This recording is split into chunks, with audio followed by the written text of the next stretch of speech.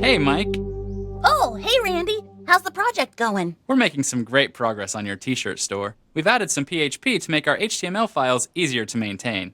As you know, today we're going to use some advanced functionality with PHP. Forms. Yeah, I'm excited to learn about the forms. You know, I've been reading some Plato to get ready. Wait, what are you reading? You know, Plato, the ancient Greek philosopher? He had this whole theory about forms like beauty, justice, goodness. I learned about him on Wikipedia. Mike, those aren't the forms you're looking for. We're going to talk about web forms. I'll be walking through how to build out a contact form for your t-shirt store. We'll be building off the code we finished last time. If you don't still have that handy, you can download my copy of it from the previous video.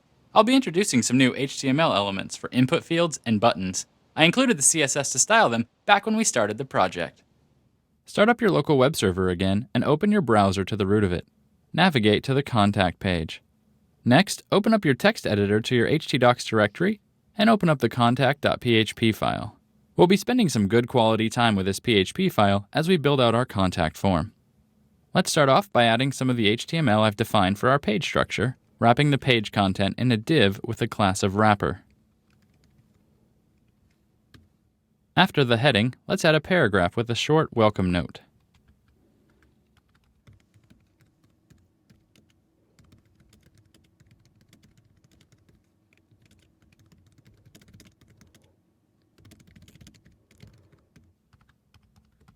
Now let's create the fields into which a site visitor can enter some information. We'll start by adding a simple text field, an input element with a type attribute set to text. Let's save the page and take a look at it in the browser. There's now a text field on the page. A site visitor could now type in a value here. Input fields like this belong inside an HTML form element. This is a container element that allows the values from these input fields to be sent to the server when the form is submitted. There are a couple of different methods the browser can use to send data to the server. We'll discuss them a bit more later on, but for this form, we'll set the method attribute to post. We can have multiple fields in a single form. Each field will need a name attribute so that the server can tell them apart. We'll want the person filling out the form to enter their name here, so we'll give this first field a name attribute of name. A site visitor won't be able to see this name attribute, so they won't know what value to type in the field unless we tell them. There's an HTML element for this called label. The label element has a cool attribute that lets you relate the label to a specific input field. Your input field needs an ID attribute for this to work, so let's add an ID of name to our input field. We can now set an attribute called for on the label. Give it the same value as the ID on the input field, name, and the browser will know that this label goes with that input field.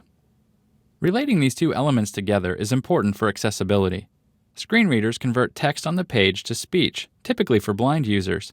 Without a clear relationship between a label and an input field, it is difficult for someone using a screen reader to know what to put in a particular input field.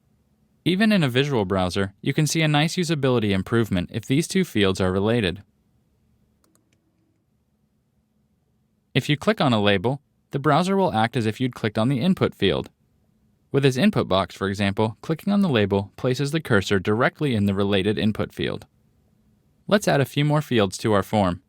For forms with multiple fields, it's fairly common to use an HTML table element. You may have heard something about not using tables in your HTML. The key is not to use tables for layout. If you have a 3-column layout, for example, don't use an HTML table for that. But if you do have tabular data, then a table element is perfectly acceptable. For each form field, we'll add a row to the table. Each row will have 2 columns, one column for the label and one column for the field. The cell with the label acts as a heading for the cell with the field. We'll use the table header cell element, th, for the label, and we'll use table data cell, td, element for the cell with the field. To add additional fields to the form, we can add an additional row to this table.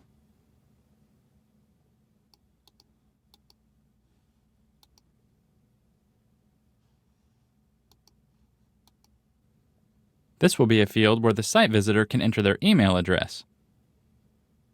Let's change the name and the ID attributes to email. And let's change the label. Let's change the for attribute on the label to match. And change the text that the user sees. Let's paste another row here. This field will be for the message.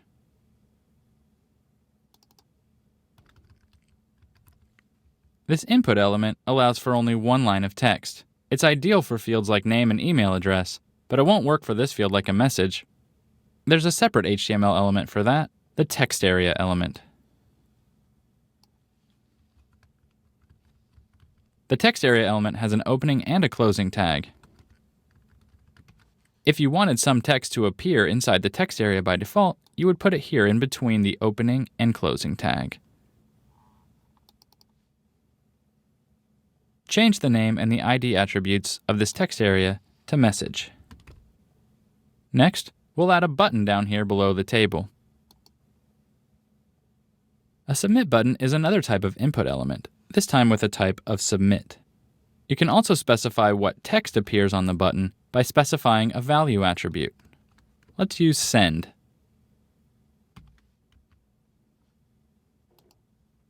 We now have a nice form in place. Visitors to our site can enter information into the form fields and click send to submit the form to our server.